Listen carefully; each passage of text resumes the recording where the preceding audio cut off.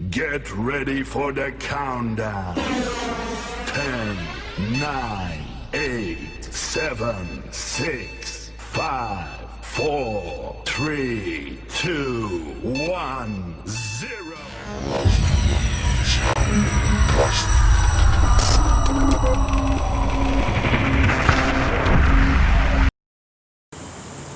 Assalamualaikum warahmatullahi wabarakatuh.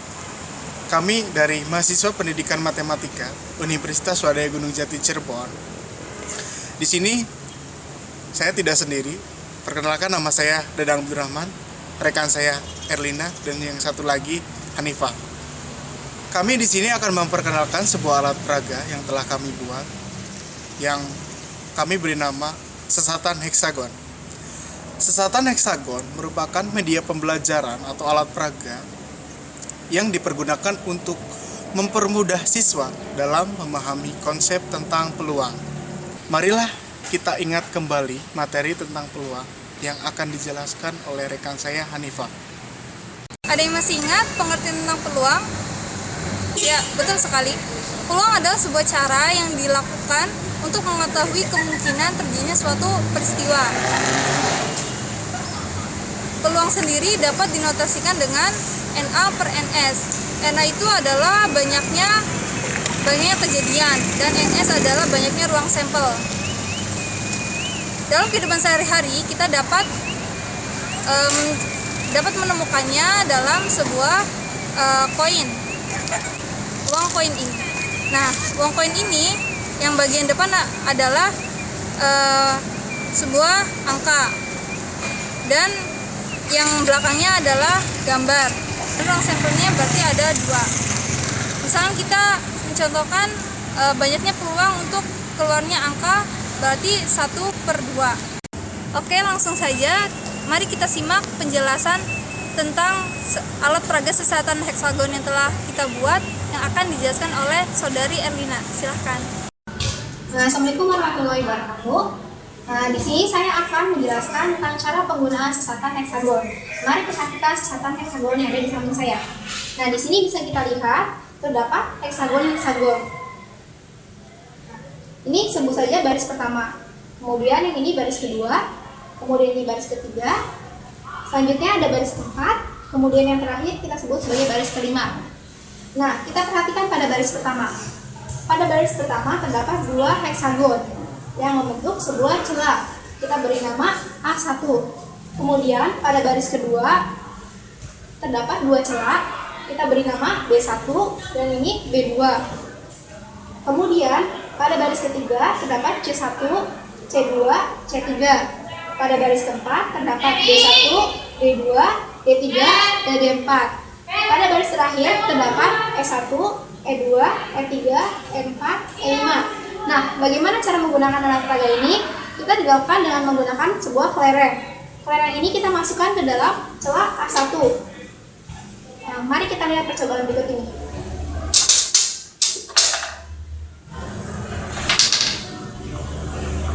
Nah, bisa kita lihat bahwa kelereng ini bisa melewati banyak jalur.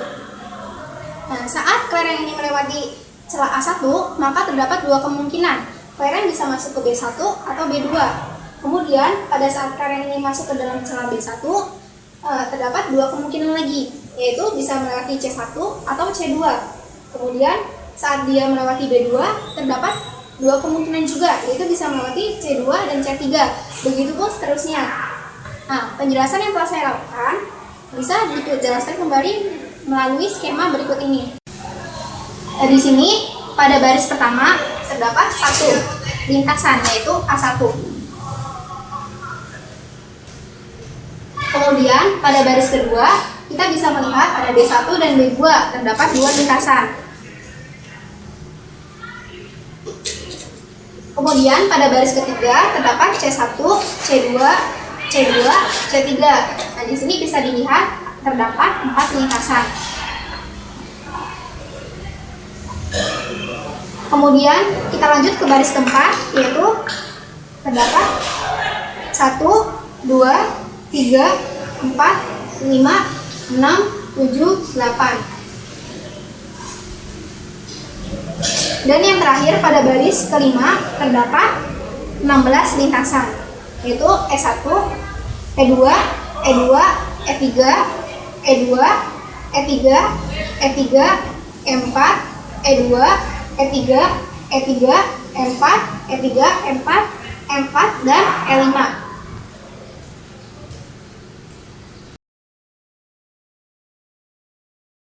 Misalkan kita akan menghitung peluang masuk melalui celah C2.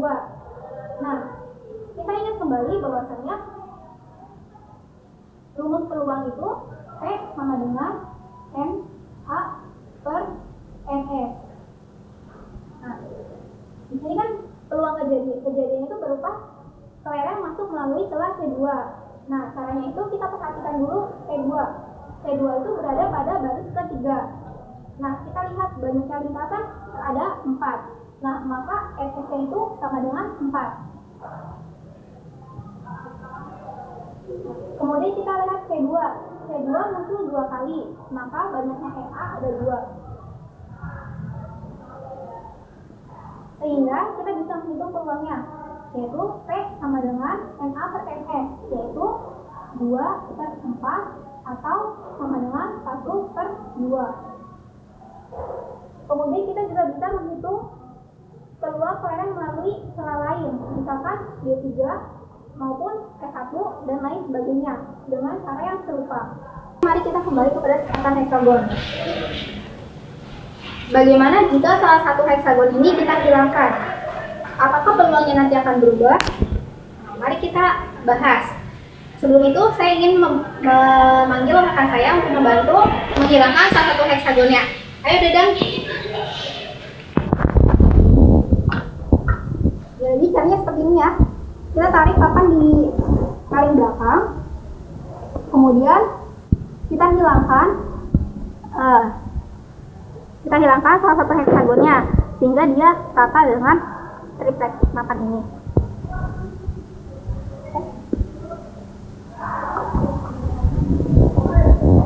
Mari kita lakukan percobaan.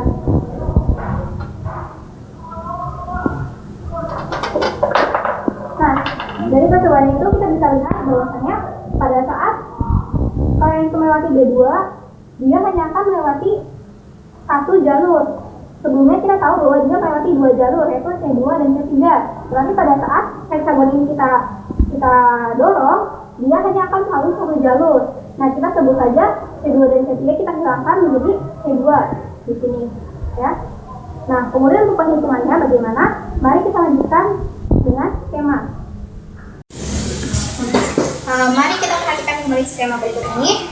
Setelah salah satu heksagon kita tutup, nah skemanya menjadi berubah ya. Saat tadi B2, C2, C3, sekarang hanya B2 itu hanya ke satu celah, yaitu C2. Nah, mari kita lihat banyak lintasannya. Pada baris pertama, ini tetap terdapat satu celah ya, yaitu A1. Jadi kita tulis banyakkan lintasan yaitu 1. Kemudian pada baris kedua, tetap ada B1 dan B2, sehingga banyaknya lintasan yaitu 2. Kemudian kita lihat pada baris ketiga, yaitu ada C1, C2, dan C2, sehingga banyaknya lintasan itu terdapat 3. Pada baris keempat, kita lihat ada berapa lintasan, yaitu 1, 2, 3, 4, 5, 6, 7. Dan yang terakhir bisa kita lihat banyaknya lintasan itu terdapat 1, 2, 3, 4, 5, 6, 7, 8, 9, 10, 11, 12, 13, 14 lintasan. Nah, kemudian mari kita hitung peluang kejadian kelereng melewati misalkan D3. Kita ingat kembali rumus peluang, yaitu P sama dengan NA per NS. Kejadiannya yaitu kelereng melewati celah D3. Nah, kita pertamanya itu mencari NA-nya dulu ya. Nah, D3 itu berada pada barisan ke-4 ya. Nah, kita lihat ada berapa kali D3 muncul di sini? 1, 2, terdapat 2 ya. Kemudian NS-nya berapa banyaknya ruang sampel kita lihat yaitu pada barisan keempat yaitu 7. Sehingga kita bisa hitung peluangnya yaitu P sama dengan NA per NS sama dengan 2/7. Jadi peluang kelereng melewati celah D3 itu adalah 2/7. Baik, sekian penjelasan kami mengenai sesatan heksagon. Semoga apa yang telah kami sampaikan dapat bermanfaat bagi Anda semua. Terima kasih telah menonton video kami. Akhir kata, wassalamualaikum warahmatullahi wabarakatuh.